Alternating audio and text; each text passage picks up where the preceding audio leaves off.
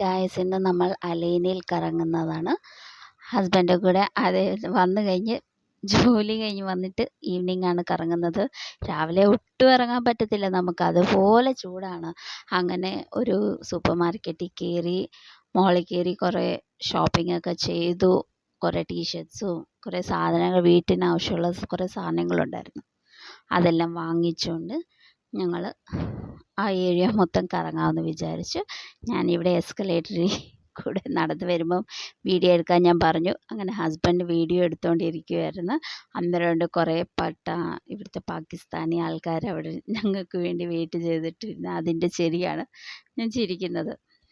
അങ്ങനെ വീഡിയോ ഒക്കെ എടുത്ത് പിന്നെ ഞങ്ങൾ വെളിയിലിറങ്ങി.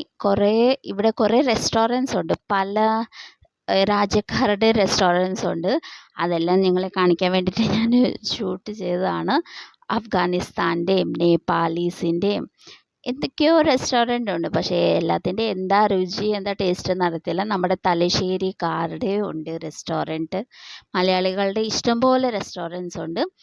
ഈയിടെ ഞങ്ങൾ അവിടെ നിന്നാണ് പാലപ്പവും മുട്ടക്കറിയും കഴിച്ചത്. സ്പൈസി എന്ന് പറഞ്ഞൊരു റെസ്റ്റോറൻ്റാണെന്ന് തോന്നുന്നു, അതിൽ കഴിച്ചത്. അത് നല്ല രുചിയായിരുന്നു. ഇവിടെ അടുത്ത് തന്നെ ലുലു മോളൊക്കെ ഉണ്ട്. അതിലേക്ക് ഇന്ന് നമ്മൾ റെസ്റ്റോറൻറ്റിൽ പോയി എന്തെങ്കിലും കഴിക്കാമെന്ന് വിചാരിച്ചാണ് കുറേ നടന്നു. ഇതാണ് തലശ്ശേരിക്കാരുടെ ഫുഡ്. അറിയത്തില്ല, ഇതിൽ ഞാൻ പോയിട്ടില്ല, അതുകൊണ്ട് എനിക്ക് അത് രുചി അറിയത്തില്ല. ഹസ്ബൻഡ് പറഞ്ഞു നല്ലതാണെന്ന് പറഞ്ഞു. ഹസ്ബൻഡാണല്ലോ ഇവിടെ ജോലി ചെയ്തത്, നമ്മളിപ്പം വന്നതല്ലേ ഉള്ളൂ. പതുക്കെ ഓരോ റെസ്റ്റോറൻറ്റ് കയറി ഇറങ്ങാമെന്ന് വിചാരിച്ചു. അങ്ങനെ ഓരോ കടകളും, ഇത് മൊത്തം ഡ്രൈ ഫ്രൂട്ട്സിൻ്റെ കടയും മസാല സ്പൈസസിൻ്റെ കടയാണെന്ന് തോന്നുന്നു. അങ്ങനെ കുറേ നടന്നിട്ട് അങ്ങനെ നമ്മൾ ലാസ്റ്റ് അഫ്ഗാനിസ്ഥാൻ്റെ റെസ്റ്റോറൻറ്റിൽ കയറി. അവിടുത്തെ ഫുഡ് എന്താണെന്ന് അറിയണമല്ലോ, അവിടുത്തെ രുചി നമ്മളത് ട്രൈ ചെയ്യാമെന്ന് വിചാരിച്ചു. അവർ ഞങ്ങളോട് മേളിലോട്ട് പോകാൻ പറഞ്ഞു. അങ്ങനെ ഞങ്ങൾ മേളിലോട്ട് പോവാണ്. ആ സ്റ്റെപ്പ് കയറി ഞങ്ങൾക്ക് ഫസ്റ്റ് ഫ്ലോറിൽ തന്നെ പോയി ഇരുന്നോളാൻ പറഞ്ഞു.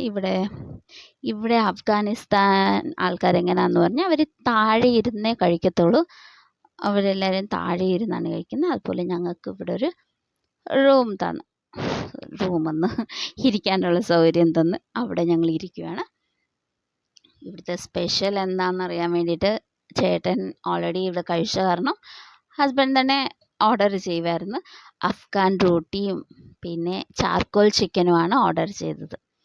അങ്ങനെ ഞങ്ങൾ വരാൻ നോക്കിയിരുന്നു. ആദ്യം അവർ കൊണ്ടു തന്നത് സൂപ്പാണ്.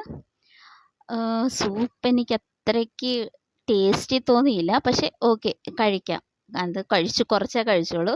പിന്നെ അവർ തന്നത് ഇതാണ് ഗായ്സ്, സാലഡ് പോലത്തെ. പിന്നെ ഇത് തൈര്. ഈ സാലഡാണ്, ഞാൻ ആദ്യം വിചാരിച്ച് ഇത് പാലക്കാന്ന്, പക്ഷേ ഇത് പാലക്കല്ല, അതിന് വേറെ എന്തോയാണ്.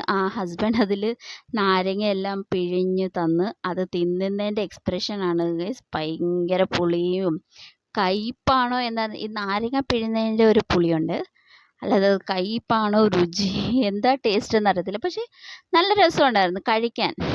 നാരങ്ങ പിഴിഞ്ഞിട്ട് അത് പിന്നെ അതിനകത്ത് തക്കാളി, സവോളയും കുക്കുംബറും ക്യാരറ്റും ഉണ്ടായിരുന്നു. ലീഫിൻ്റെ പേര് എനിക്കറിയത്തില്ല ഗൈസ്. ഇതാണ് പട്ടാൻ റോട്ടി. കണ്ടോ ഗൈസ്, എത്ര വലിയതാണ്.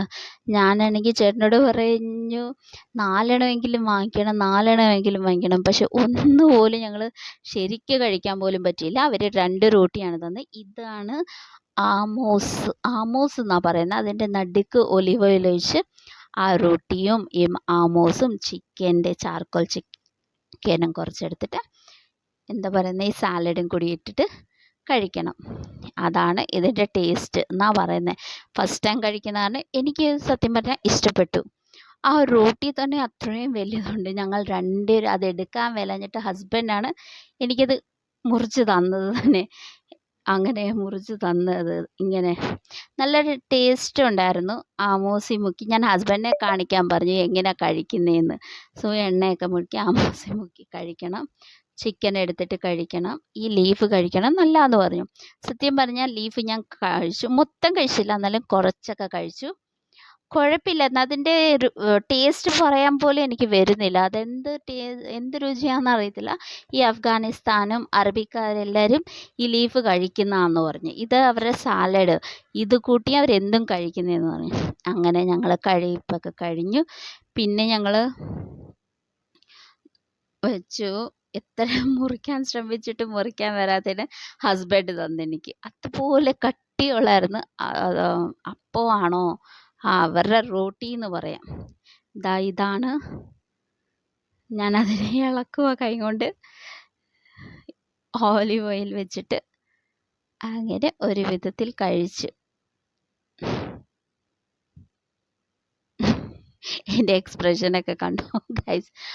അങ്ങനെയൊക്കെ എക്സ്പ്രഷനൊക്കെ വെച്ചിട്ട് എന്തൊക്കെ കഴിച്ച്. ചിക്കനൊക്കെ സൂപ്പറായിരുന്നു.